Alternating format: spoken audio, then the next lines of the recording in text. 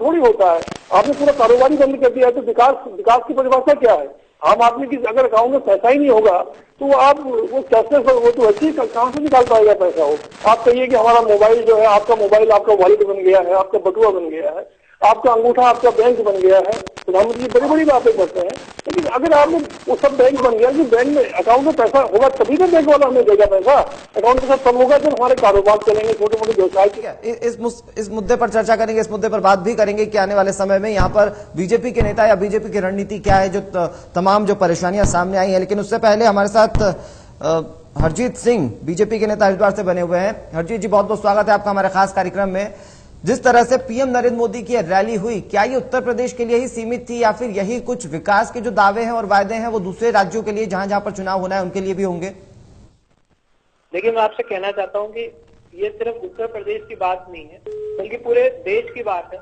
आज जिस प्रकार से मोदी जी ने काले धन को खत्म करने के लिए, ये जनता ने, अगर हम सब लोगों ने, सिर्फ भारतीय जनता पार्टी ने नहीं, अगर इस देश ने एक ऐसे प्रधानमंत्री को चुना है जो जनता के लिए कुछ करे, जो चौकीदार बनने का काम कर रहा है। आज वही प्रधानमंत्री ये कहता है कि आपने मेरे को चौकीदार बनाया था और मैं चौकीदार बन के आपका काम कर रहा हूँ।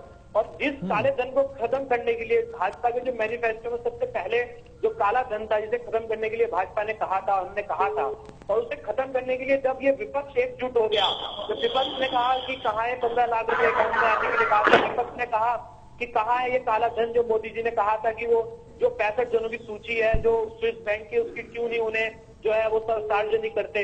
और आज जब मोदी जी ने उस पर प्रयास करा है, आज जिनके पास जो है अथा पैसा है, चाहे वो मायावती जी हो और चाहे वो मुलायम जी हो, आज वो यूपी के अंदर बैठ के ये कहते हैं कि ये सही नहीं है, और उसके बावजूद भी जो विपक्ष है वो एकजुट होने को तैयार नहीं है। अगर राहुल गांधी जी जो है प्रेस कॉन्फ्रेंस करते हैं और ये कहते हैं कि विपक्ष प्रेस कॉन्फ्रेंस कर रहा है, तो राहुल गांधी जी के साथ जो है एक दो पार्टी को छोड़ के और कोई पार्टी आने को तैयार नहीं होती। आज मैं आपके माध्यम से देश की जनता से पूछना चाहूंगा, क्यों नहीं इस देश की जनता ने बहिष्कार करा? अगर 500,000 की नोट की बात करते हैं, तो जो आम आदमी है अगर उसके पास पैसा नहीं पहुंच रहा, अगर आम आदमी है उसने कि अगर मेरे को मुसीबत है को लेकर आप सवाल खड़े कर रहे थे, उसका जवाब बीजेपी दे रही है। क्यों जनता आप लोगों के साथ नहीं है? नोटबंदी के खिलाफ क्यों जनता खड़ी नहीं है?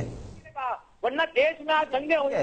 दीप बोरा जी, तरीके की राजनीति शुरू हो जाती, कोई भी गरीब आदमी ले लीजिए। दीप बोरा जी, आएगा। मैं इनसे कह रहा हूँ 14.86 लाख रुपया पूरा जमा हुआ देश से। क्या रिजर्व बैंक ने और प्रधानमंत्री मोदी जी ने बताया कि इसमें कितना पैसा काला है? कृपया ये बताने की कोशिश करें, कहाँ है वो काला पैसा? ये बात कर रहे हैं मायावती जी की और राहुल गांधी जी की। वो एक राष्ट्रीय पार्टियों के नेता हैं। मैं आम जनता की बात पूछना चाहता हूं इनसे कि ये बताइए, वो 100 दिन वाला काला पैसा विदेशों का कहाँ है और ये वाला पैसा कहाँ है? इन पे कोई जवाब नहीं है। और कांग्रेस पार्टी स्वतंत्र सेनानियों की पार्टी है और इसमें इनको बताने की जरूरत नहीं है। हम संघर्ष करना जानते हैं और राहुल गांधी जी संघर्ष कर रहे हैं। राहुल गांधी जी के प्रश्नों का जवाब इनके प्रवक्ताओं और प्रधानमंत्री के मोदी में नहीं है। तो मैं इनसे ये कहना चाहता हूँ, ये लक्ष्यदार भाषणों में इनके ये मोदी भक्त आ सकते हैं, हमारी पार्टी नहीं आ सकती। ठीक है, ये जनता को तय कर लेने दीजिए कि कौन किसके भाषणों में जाता है। सत्यप्रकाश रेशु जी, जो कि समाज सेवी है, मुजफ्फरनगर से हमारे साथ इस खास कार्यक्रम में जुड़ गए हैं। सत्यप्रकाश रेशु जी, बहुत बहुत स्वागत है आपका। जिस तरह से पीएम नरेंद्र मोदी आज विपक्षी दलों पर हमला बोलते हुए नजर आए, क्या कहा जा सकता है? उत्तर प्रदेश में बीजेपी का पलड़ा भारी है। क्या जनता जिस जनमत के साथ पहुंची थी, जिस विचारधारा के साथ पहुंची थी, क्या यह समझा जाए कि बीजेपी भी आगे निकलती जा रही है? मैं सबसे पहले वर्ष 2017 की अपने सभी साथियों को शुभकामनाएं दूंगा और इस मंच के माध्यम से आदरणीय प्रधानमंत्री जी से भी और आप सब लोगों से भी ये निवेदन करूंगा कि हम किसी भी सभा को, किसी भी व्यवस्था को आरोप प्रत्यारोप में ना बदले, वास्तविकता में बदले। जिस तरीके का प्रारूप आदरणीय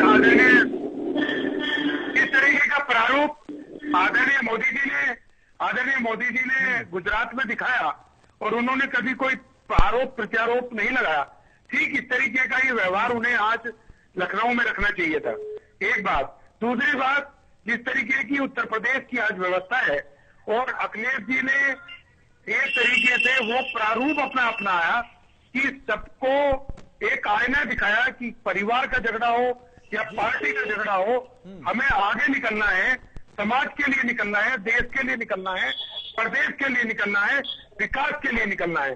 तो मोदी जी की और अखिलेश जी की बिल्कुल कार्यशैली एक ही है। लेकिन जब हम इस मंच पे आपस में लड़ने लगते हैं तो मैं भी क्षमा मांगने लगता हूँ कि भैया हम तो समाज सेवा का काम करते हैं, राजनीतिक लोगों को रास्ता दिखाने का काम करते हैं, हमारी ये जिम्मेदारी। ठीक है, आप रास्ता दिखाने का काम कर रहे हैं। हरजीत सिंह बीजेपी के नेता, ये कितना इससे इत्तेफाक रखते हैं? क्योंकि हरजीत जी, जिस तरह से फिलहाल के मौजूदा दौर में राजनीति हो रही है, चाहे उत्तर प्रदेश की बात करें चाहे उत्तराखंड की बात करें, हर जगह आरोप प्रत्यारोप ही देखने को मिल रहा है। कोई विकास के कामों पर इतना ज्यादा जोर देता हुआ नजर नहीं आ रहा है। पीएम नरेंद्र मोदी ने हमला जरूर बोला विपक्षी पार्टियों में, विकास की बात जरूर की, लेकिन ये नहीं बताया कि उत्तर प्रदेश का विकास और कैसे अच्छा हो सकता है। सवाल पूछना ये चाहता हूँ कि अगर अखिलेश जी ने राष्ट्रीय अध्यक्ष बनना ही था तो इतना तामझाम करने की क्या जरूरत थी? मैं पहले याद कह रहा हूँ, ये आरोप प्रत्यारोप का मामला नहीं है। ये मामला एक ऐसा मामला है कि जहाँ पे हमें देश को भ्रष्टाचार मुक्त विश्व महाशक्ति बनाना है, जो अखिलेश जी का भी उद्देश्य है। सत्यप्रकाश रेशु जी, मैं आपके पास आऊंगा, आपको समय दूंगा। आप राजनीतिक पार्टी की तरफ प्लीज बात मत कीजिए, आप एक समाज सेवी है, समाज सेवी जैसी बात कीजिए। शिवपाल जी को वापस ले लिया गया। हेलो, ठीक है, राम प्रकाश गुप्ता जी। हेलो। पीएम नरेंद्र मोदी सिर्फ आरोप प्रत्यारोप की बात करते हुए नजर आए, विकास पर उन्होंने प्रकाश जरूर डाला, लेकिन उस पर भी विपक्षी पार्टियों को ही आड़े हाथों लिया। क्या उत्तर प्रदेश में या उत्तराखंड में इस तरह की राजनीति अब स्वाभाविक हो गई है कि सिर्फ आप आरोप प्रत्यारोप के जरिए ही राजनीति में सत्ता हासिल कर सकेंगे? नहीं, देखिए, ये आरोप प्रत्यारोप की बात नहीं है, ये तो वास्तविकता बात जनता तक पहुंचाने की बात है कि जो जनता आज देखना चाहती है। जब आप अगर कांग्रेस की बात करते हैं, उत्तराखंड की बात करते हैं, उत्तराखंड में हमने 5 साल का कार्यकाल हरीश रावत जी का जो रहा है, वो हमने आईना जनता तक पहुंचाया इस परिवर्तन यात्रा के माध्यम से कि किस तरीके से 5 साल हरीश रावत जी उत्तराखंड के सरकार के मुखिया बने रहे और 5 सालों में जनता के लिए क्या क्या काम किया। ये आरोप नहीं लगा रहे, हम जनता का आईना दिखा रहे जनता को कि इन्होंने क्या क्या काम किया इन 5 सालों में। लगातार 5 साल भ्रष्टाचार के रूप में किस तरीके से डूबे रहे हरीश रावत जी, इन्होंने क्या काम किया, क्या उत्तराखंड के लिए विकास किया, इसमें आरोप प्रत्यारोप की कहाँ बात आ गई? दिनेश कुंजवाल जी, जब राजनीति की बात आती है तो विपक्षी दल हमेशा से यही कहते हैं कि आरोप प्रत्यारोप की राजनीति हो रही है, लेकिन बीजेपी का कहना है कि वो राज्य सरकार को उसका आईना दिखा रही है। इसमें राजनीति कहाँ है? देखिए, ऐसा है, आज प्रधानमंत्री जी ने पूरी ताकत के साथ ये कहा है कि 15 साल का जो वनवास है विकास का, वो हम खत्म करेंगे उत्तर प्रदेश का जी। लेकिन मैं आपसे पूछना चाहता हूँ, आपके माध्यम से पूछना चाहता हूँ कि अगर आप जो है किसान को बिल्कुल नेस्तनाबूद कर देंगे, खेती किसानी को, या उसके अलावा छोटे मझोले जो कारोबारी है उनको ठंडा कर देंगे, तो विकास कैसे कर पाएंगे देश का? मैं पूछना चाहता हूँ। दूसरी बात, देश को पहली बार ऐसे माननीय प्रधानमंत्री मिले हैं जो आरोप प्रत्यारोप जो है सीधे सीधे, ये आरोप प्रत्यारोप तो हमेशा विपक्ष लगाया जाता है, जो आज लोग सत्ता में नहीं होते हैं लोग वो लगाया करते हैं। ठीक है, जो सत्ता में नहीं, क्या आरोप प्रत्यारोप की राजनीति क्या बीजेपी सिर्फ कर रही है? दीप बोरा जी, क्या कांग्रेस की तरफ से आरोप प्रत्यारोप नहीं होते? है, अगर प्रधानमंत्री जी ऐसे आरोप प्रत्यारोप की भाषा बोलेंगे तो देश का वास्तव में। अरजीत जी, मैं आपके पास आता हूं, पहले दीप बोरा जी इसका जवाब दे दीजिए कि क्या सिर्फ बीजेपी आरोप प्रत्यारोप की राजनीति कर रही है? क्या सीएम हरीश रावत किसी पर आरोप नहीं लगाते? क्या कांग्रेस का कोई प्रवक्ता किसी पर कोई आरोप लगाता हुआ नजर नहीं आता? देखिए, अगर आप उत्तराखंड की परिप्रेक्ष्य की बात करेंगे, हम सत्ता में हैं और अगर हम पे कोई आरोप लगाता है तो हमें प्रवक्ता लोगों का काम है जवाब देना और हम जवाब दे रहे हैं जी। मैं इनसे बार बार ये पूछना चाहता हूँ कि ये जो इतनी त्रासदी नोटबंदी पे हुई है, ये उसकी बात क्यों नहीं करते? ये उस काले धन की बात क्यों नहीं करते? जो काला धन की बात करते थे, ये इस देश को कहाँ ले जाना चाहते हैं, ये अभी तक समझ नहीं आया। पहले ये समझा दें। ठीक है, नोटबंदी पर जवाब ले लेते हैं। राम प्रकाश गुप्ता जी, बताइए। तो कहाँ पर गलत काम किया है? आप कैशलेस का काम करिए ना, आप अकाउंट से पैसा निकालिए ना, आप एटीएम का छोड़िए, आप चेक से पेमेंट करिए, आप आरटीएस करिए, क्यों नहीं कर रहे हैं? आप खाली राम प्रकाश गुप्ता जी, आप नंबर 2 में काम क्यों करना चाह रहे हैं? आप मुझे बताइए ना, आप राम प्रकाश करना चाह रहे हैं? सत्यप्रकाश जी, मैं आपके पास आऊंगा, आपको मैं समय दूंगा, आप प्लीज आप पहले सुन लीजिए, जवाब जो है वो पहले सुन लीजिए जी। दीप बोरा जी, कैशलेस क्यों नहीं अपनाते आप लोग? देखिए, कैशलेस जहाँ कैशलेस होता है, ये कैशलेस आप भूल रहे हैं कि कैशलेस डेबिट कार्ड से हमेशा होता है, लेकिन यहाँ पे 63% जनता गांव में रहती है, उन पे मोबाइल की अभी सुविधा नहीं है। उन पे हमारी महिलाएं, जो उनके बच्चे या उनके घर वाले पैसा कमा के लाते हैं, वो उनसे 5-5, 10-10 रुपए की सब्जी, 50-50 रुपए की सब्जी लेके आती है। तो उनकी मशीन लेके वो घूमेंगे, तो सब्जी वाले जो दूर गांव से तोड़ के अपने खेत खलिहान से सब्जी लेके आते हैं और बेचते हैं, वो क्या वहां पे कैशलेस करेंगे बैठ के? आप मुद्दे की बात करिए। और दूसरी बात ये है, कैशलेस का पार्ट सिखा रहे बीजेपी के नेता, कैशलेस को लेकर कई अभियान चला रहे हैं, लेकिन क्या आपको ये नहीं लगता कि नोटबंदी के बाद वनवास पूरे देश का हुआ है, पूरे देश को भुगतना पड़ा इससे? ये तो इनके प्रधान सिंह जी,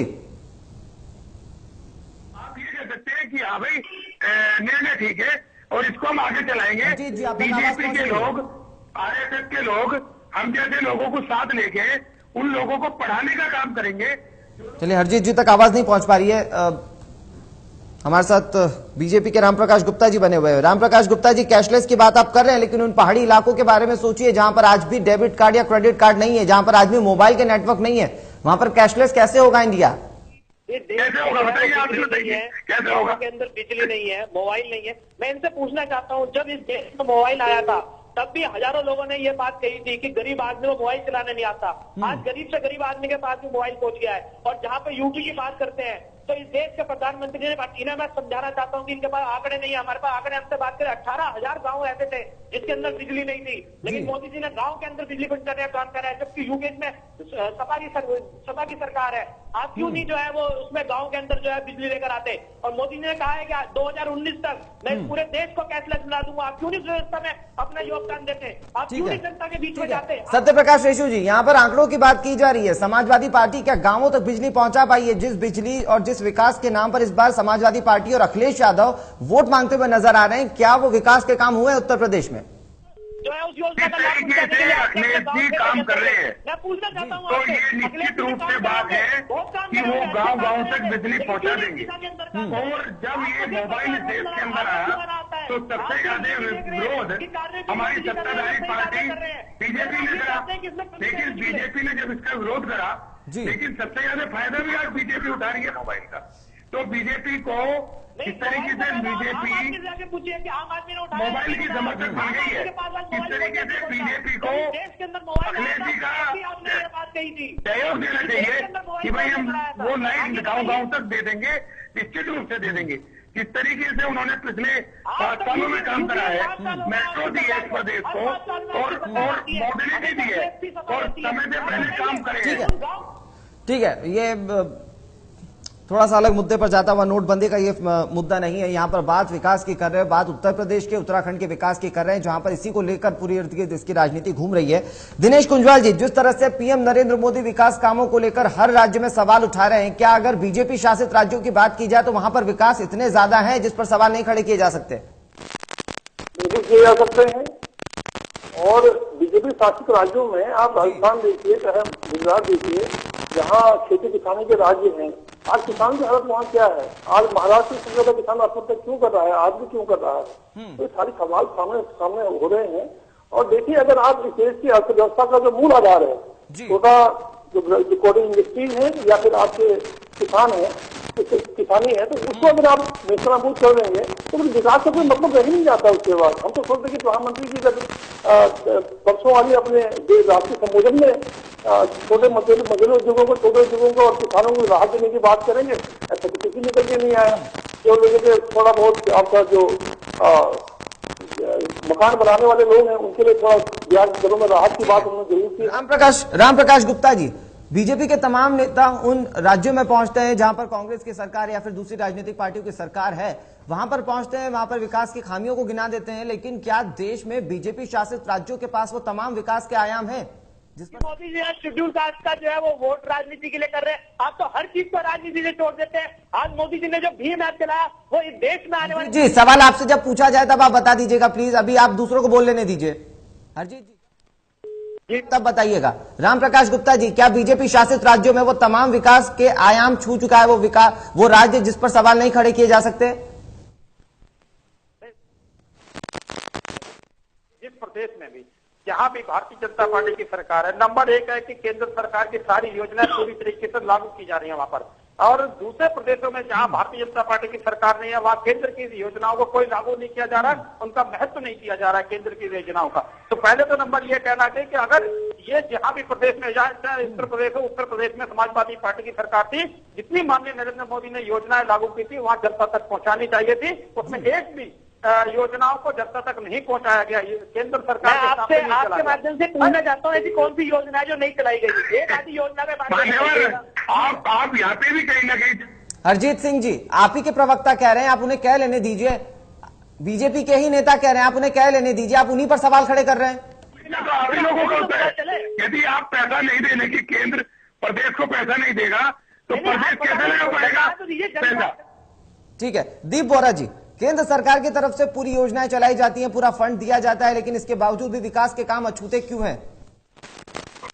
शिक्षा का पैसा काटा उत्तराखंड में, स्वास्थ्य का पैसा काटा, अल्पसंख्यकों का पैसा काटा, अनुसूचित जनजातियों का पैसा काटा। उसके बाद इन्होंने कहा जो हमारी मजबूत हमारी जो मुख्यमंत्री ने सड़कें बनाई, उसके बाद इनको आके कहा कि हम ऑल वेदर रोड बनाएंगे। वो ऑल वेदर रोड क्या होती है भैया, हमें भी बता दो क्या होता है ऑल वेदर रोड। इनके मंत्री आके कह रहे हैं कि सबसे खूबसूरत काम केदारनाथ तक हुआ है, वो 11-12 हजार 16 हजार करोड़ की जो बात कर रहे हैं, वो 10-15 साल में जाके वो सड़कें पूरी होंगी। तो इनके जो प्रवक्ता कहते हैं, आज इन्हें आंकड़े पता है, 18,000 इन्होंने किसी टीवी में सुन लिया। भैया आज उत्तराखंड में ऊर्जा का पैसा काट दिया आपकी सरकार ने। ठीक है, राम प्रकाश गुप्ता जी, तमाम क्षेत्रों में आपने पैसा काट लिया, शिक्षा में पैसा काट लिया, सड़क में पैसा काट लिया, ऑल वेदर रोड का आप शिलान्यास कर रहे थे, लेकिन ये 15 साल बाद का प्रोजेक्ट है। ये तमाम सवाल कांग्रेस खड़ा कर रही है, क्या कहेंगे आप? चैलेंज करता हूँ, आप आंकड़े के साथ दीजिए। अभी अगर आपके पास एक भी आंकड़ा है तो आप बताइए।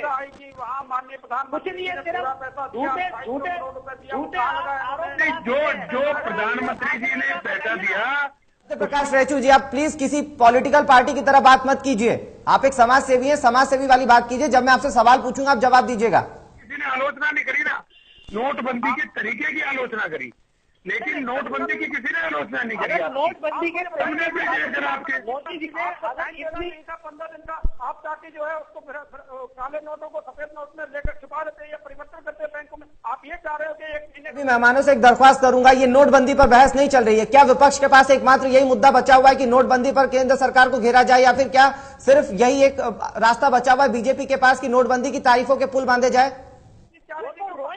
प्रकाश रेचू जी, आप एक समाज सेवी, आप क्यों पॉलिटिकल पार्टी की तरह बात कर रहे हैं?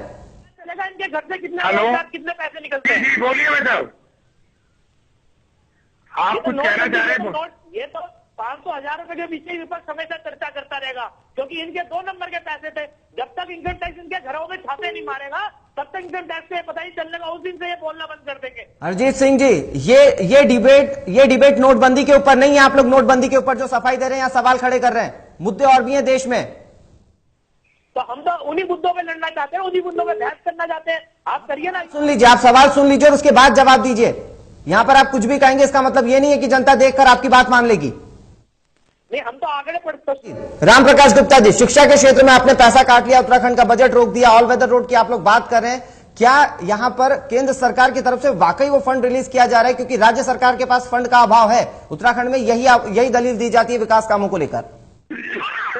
माननीय नरेंद्र मोदी जी ने कहीं बजट नहीं काटा है, किसी योजना में बजट नहीं काटा है, चाहे शिक्षा के क्षेत्र में हो, चाहे विकास के क्षेत्र में हो, चाहे अन्य क्षेत्रों में, किसी क्षेत्र में भी उन्होंने कोई बजट का नहीं काटा है।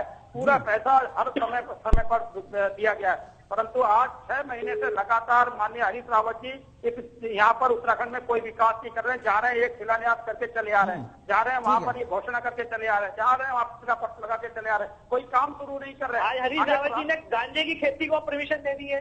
ठीक है, राम प्रकाश गुप्ता जी। दिनेश कुंजवाल जी, आपने सुना कि यहाँ पर तमाम तरीके का फंड दिया जा रहा है, लेकिन सिर्फ सीएम हरीश रावत शिलान्यास पर जोर दे रहे हैं। क्या ये सिर्फ विकास का एजेंडा है? क्या ये सिर्फ चुनाव का एजेंडा है? मान्यवर, देखिए, हमारा गेहूं का कूड़ा, राज्य का गेहूं का कूड़ा कम कर दिया गया है, और इको सेंसिटिव जोन के में जो डिसीजन हमने कहा था वो उन्होंने नहीं दिया है। हमारा अल्ट्रासाउंड का पैसा अभी तक पड़ा हुआ है, उसको उन्होंने क्लियर नहीं किया है। तो इस सारे मामले को लेकर के 5 तारीख को हमारे माननीय मुख्यमंत्री जो है दिल्ली में एक दिन के उपवास में बैठने वाले हैं। सारी बातें साफ हो जाएंगी और जो इन्होंने जो आप ये कह रहे हैं कि हमने इतना दिया उतना दिया, आंकड़े सारे सामने आ जाएंगे।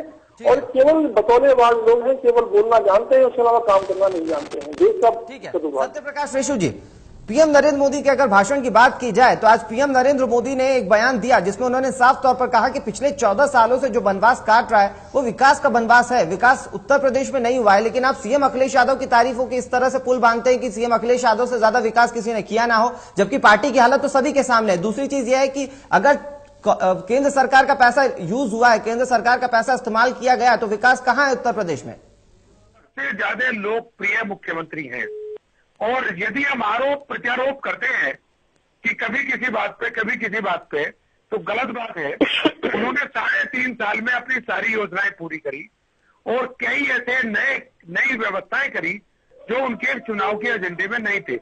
अभी अभी उन्होंने परिवार के झगड़े को जिस तरीके से पूरे विश्व पटल के सामने रखा, तो उसमें भी एक युवा की छवि उभर के आई। अब माननीय नरेंद्र मोदी जी ने भी गोधरा कांड करने वालों को ठीक से समझाया था, ऐसे ही गुजरात में और कांड करने वालों को ठीक से समझाया। अभी उन्होंने स्टिंग ऑपरेशन करके ठीक से समझाया अपने पड़ोसी देश को, नोटबंदी करके बड़े अच्छे से समझाया पूरे देश को। अखिलेश जी ने भी इसमें विकास काम क्या वो हुए हैं? क्योंकि सीएम, माफ कीजिएगा, पीएम जब बोल रहे थे तो उन्होंने कहा कि 14 साल में केंद्र सरकार ने काफी बजट उत्तर प्रदेश को दिया है। क्या वो विकास हुआ है उत्तर प्रदेश में? जो टीआरपी अर्थशास्त्री बताते हैं, जो टीआरपी न्यूज चैनल वाले बताते हैं, मेरे और आपके कहने से कुछ नहीं होता। अभी अभी आपने हरीश रावत जी की बात करी, जितनी जरूरत उत्तराखंड के अंदर पैसे की है उतना पैसा बीजेपी सरकार शायद उनको नहीं दे पा रही। और जिस तरीके से 10 प्रदेशों में आपकी बीजेपी की गवर्नमेंट अभी आई है, तो ये अच्छी उपलब्धि है आपकी, लेकिन आपको विकास। सत्य प्रकाश जी, आप सवाल सुन लीजिए, शायद आपने सवाल सुना नहीं और आप एक प्रवक्ता की तरह, समाजवादी पार्टी के प्रवक्ता की तरह कहे जा रहे हैं। सत्य प्रकाश जी, सवाल सुन लीजिए कि यहाँ पर कितना योगदान केंद्र सरकार की तरफ से रहा है समाजवादी पार्टी में, और क्या जितना पैसा, जितना फंड केंद्र सरकार ने समाजवादी पार्टी को दिया है उत्तर प्रदेश में विकास के लिए, क्या वो इस्तेमाल हुआ है?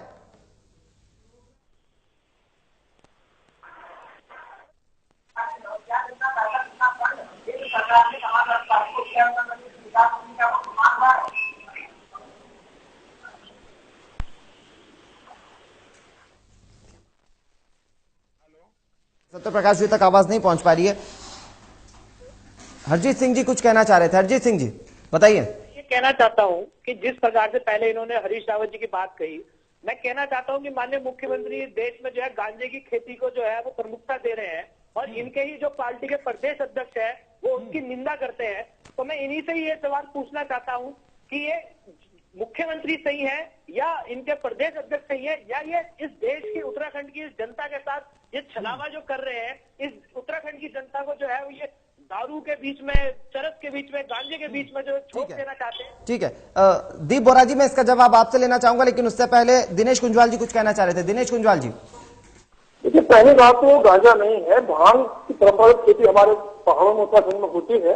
और मुख्यमंत्री ने ये कहा है कि जो गैर नशीला जो भांग की प्रजाति है, जिसका रेशा का मतलब, आज भांग का रेशा पूरी दुनिया में सबसे महंगा बिकने वाला रेशा है। और मुख्यमंत्री जी ने जो उस रेशे से जो कारोबार शुरू करने की बात कही है, उसकी तरफ उन्होंने कहा है इसमें इसको फिर नशे से जोड़ा जाए। और जो आप अगर बहस में आते हैं तो पूरी जानकारी लेके आइए, मैं निवेदन करना चाहता हूँ। ठीक है, दीप बोरा जी, आरोप आप पर लगाए जा रहे हैं कि आप लोग नशे की खेती को बढ़ावा देते हैं, आप लोग विकास कामों को रोकते हैं, क्योंकि सिर्फ शिलान्यास तक ही आप लोगों का विकास रह गया है, क्या कहेंगे? देखिए, बड़े अवैध तरीके से हमारे जौनसार बाबर की तरफ ऐसे खेती लोग कर रहे थे जी। तो मुख्यमंत्री जी ने एक सुझाव दिया था, वो सुझाव अभी अमल नहीं हुआ है। उन्होंने कहा कि यहाँ से जो अवैध तरीके से भांग लगाई जा रही है, और भांग कई चीजों में, दवाइयों के काम भी आती है, और भांग का दुरुपयोग भी होता है जो नशे के कारोबार में जाता है। ये हमें मालूम है, ये सबको मालूम है।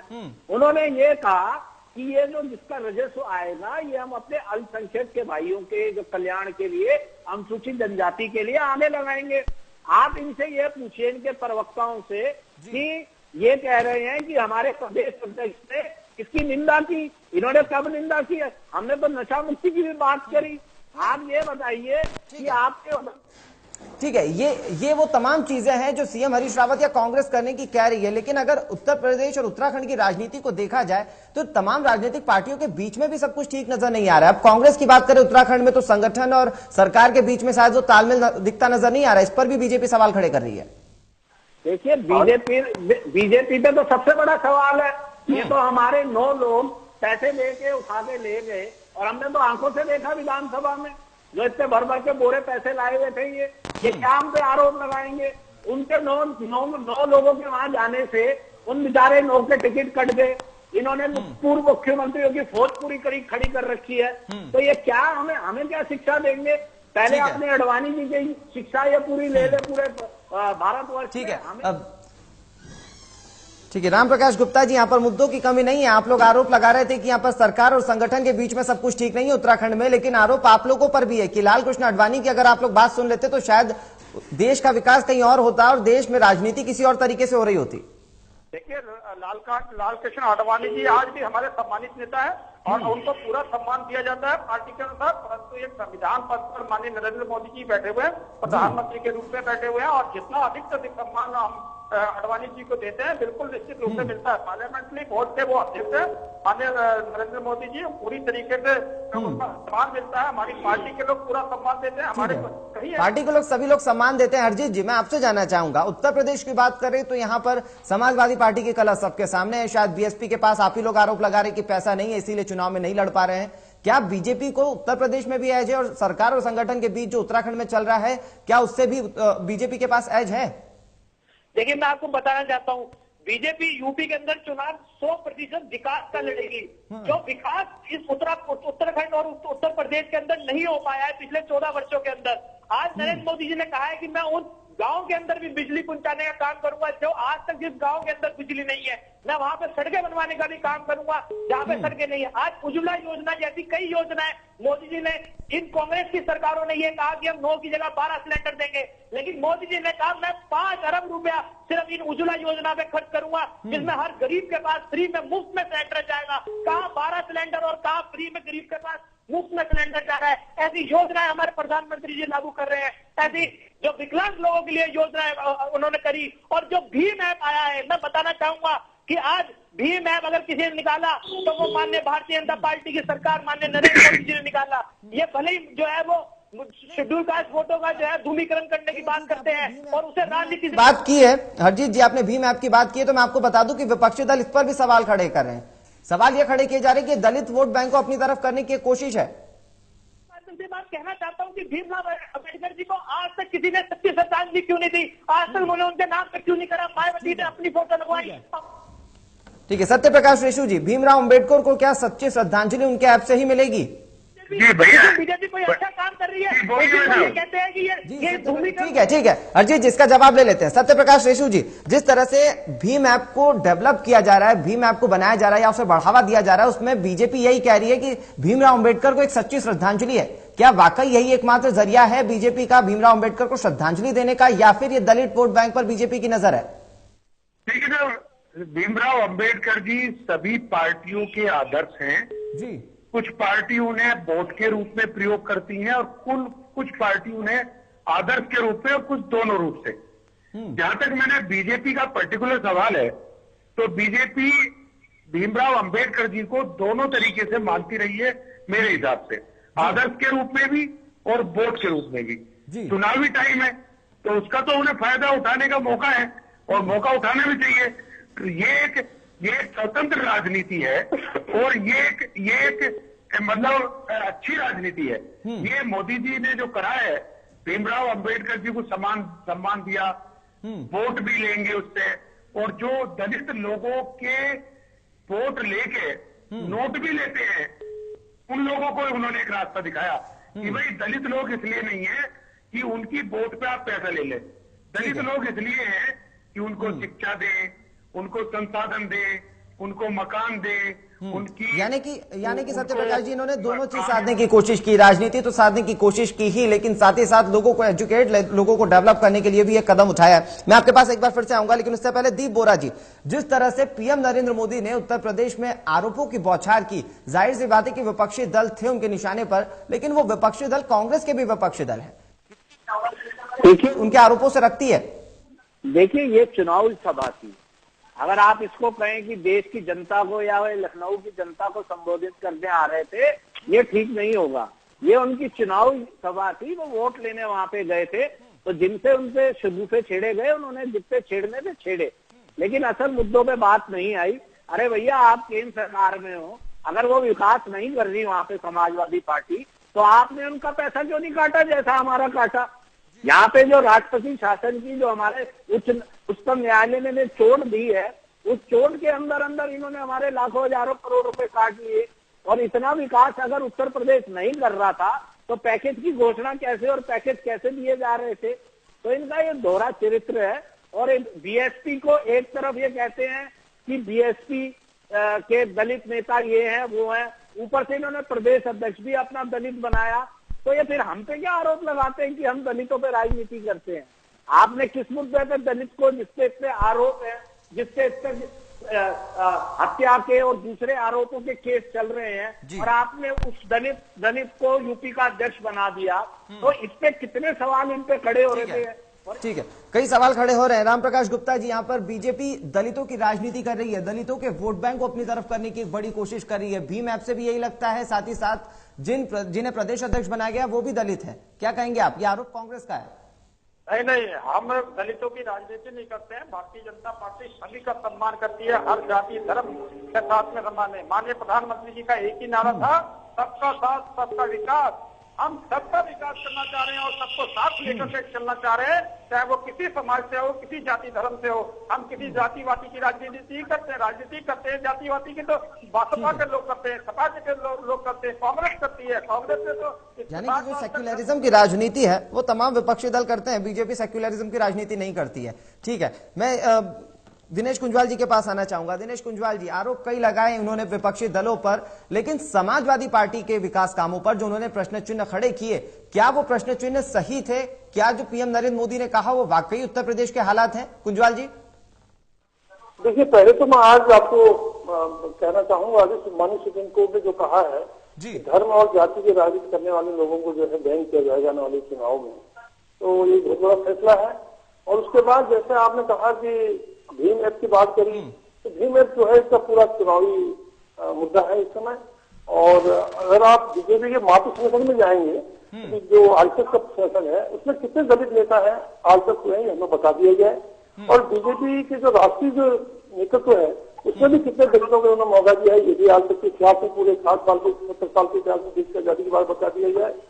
और इन सारी बातों को देखने के बाद लगता है कि केवल चुनावी इनके खुद में सुधार किया कि चुनावी रैली थी, चुनावी रैली में उस तरह की बातें उठती है। लेकिन जहां तक विकास की बात है, विकास जब तक आप आम आदमी के रोजगार की गारंटी की बात नहीं करिएगा, आप मनरेगा का पैसा कम कर रहे हैं और उसको भी ध्वस्त करने की बात कर रहे हैं, तो तब तक जो है विकास का कोई मतलब नहीं है। चौड़ी सड़कें तब अच्छी लगती है जब आपके पास जेब में खर्चने के लिए पैसा।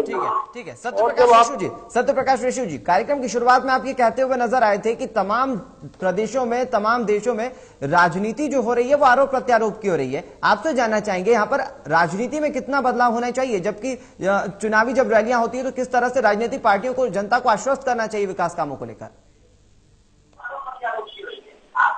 सत्यप्रकाश जी, तो अपनी उपलब्धियां आप गिनवाएं, अपना एजेंडा बताएं विकास का जी, पिछड़ों को, अशिक्षित को, दबे कुचलों को उठाने के लिए जो नियम आप अपनाना चाहते हैं, अपनी नीति है वो बताएं। जिन लोगों को न्यायालय जैसी चीजों में न्याय नहीं मिलता है उनके लिए योजना बनाएं, लेकिन आरोप प्रत्यारोप लॉजिक लगाएं। जो वास्तव में घटना घटी है आप उस पर जरूर आरोप लगाएं, जो घटना ही नहीं घटी उस पर जब आरोप लगाया जाता है तो आम जनता ऐसा महसूस करती है कि भाई ये तो राजनीति ज्यादा करते हैं, हमें बगला देने का काम ज्यादा करते हैं, सच्चाई से हटके काम करते हैं। आज सारे ठीक है। दीप बोरा जी, बीजेपी जिस तरह से राजनीति कर रही है उसमें क्या विकास के दावे जो है वो पीछे छूटते नजर आ रहे हैं? क्या यहाँ पर बीजेपी विकास से ज्यादा तवज्जो दूसरी राजनीतिक पार्टियों को छोटा दिखाने में लगी हुई है, कोशिश करती है इसी की? देखिए, एक मेडिकल कॉलेज नहीं, अल्पसंख्यकों के लिए योजना नहीं, आम जितने हमारे अनुसूचित जनजाति के हमारे लोग हैं, हमारे भाई बहन हैं, उनका हर प्रदेशों में पैसा काट रहे हैं। जहां पे इनकी सरकारें हैं वहां पे जबरदस्ती ज्यादा पैसा दे रहे हैं। तो ये सेक्युलरिज्म की बात नहीं है, ये उस देश के भी बाशिंदे हैं, भारतवर्ष के हमारे। तो आप मुझे ये बताइए, आज 2.5 साल मोदी जी को आए, कौन सा इंस्टीट्यूशन इन्होंने इस देश में लगाया जी? कहाँ पे एक मेडिकल कॉलेज और बड़ा इंजीनियरिंग कॉलेज लाए? कौन सी बड़ी फैक्ट्री, कपड़ा फैक्ट्री ये लाए? कौन सी ऐसी चीज जो ये बाहर इससे देशों में मिल के आए? ऐसी कौन सी चीज और कैसा कौन सा कारखाना विकसित हुआ? इन्होंने हमें कहा 1 करोड़ को हम 100 दिन में कारोबार देंगे, उन्हें नौकरियां देंगे। वो 1 करोड़ भैया नौकरी जरा इनसे 2 करोड़ क्या विश्लेषण है इनका? ठीक है। हरजीत जी, आप कुछ कहना चाह रहे थे? इसके अंदर आया ये भारतीय जनता पार्टी लेकर आई है औद्योगिक पैकेज जो अटल जी ने दिया था। उत्तराखंड उस औद्योगिक पैकेज को बना रही है। इस देश के उत्तराखंड को बहुत मजबूत रास्ता दिखाया था। ठीक है। रामप्रकाश गुप्ता जी, मैं आपसे जानना चाहूंगा, जब भी बीजेपी की राजनीति की बात होती है तो फिर आरोप प्रत्यारोप की राजनीति पर ज्यादा फोकस होता है, लेकिन एक आरोप बीजेपी पर हमेशा से लगता रहा है। हालांकि आज पीएम नरेंद्र मोदी ने जरूर कहा कि जितना अगर विकास के लिए फंड उत्तर प्रदेश के लिए दिया गया उतना विकास होता तो उत्तर प्रदेश की तस्वीर कुछ और होती, लेकिन आरोप बीजेपी पर यह लगता रहा है कि जो भी बीजेपी शासित राज्य है वहां पर ज्यादा फंड मिलता है, जो कि कांग्रेस शासित या दूसरे पॉलिटिकल पार्टियों के राज्य हैं वहां पर फंड नहीं दिया जाता।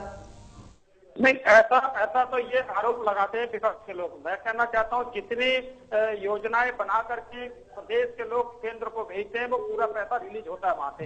परंतु वो होता यह है कि भाजपा के शासनकाल में वो सारी योजनाएं लागू की जाती हैं और सारा पैसा खर्च होता है। इससे आपको लगता है कि भाजपा के शासनकाल में प्रदेश में बहुत पैसा दिया जा रहा है, क्योंकि वो पूरा पैसा योजना के अनुसार क्षेत्र में लगाते हैं।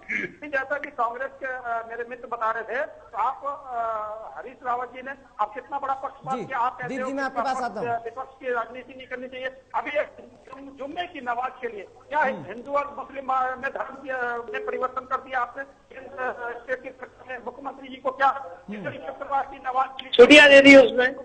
मुझे बताइए क्यों किया? ठीक है। दीप बोरा जी, आपने सुने आरोप, आप पर क्या लग रहे हैं?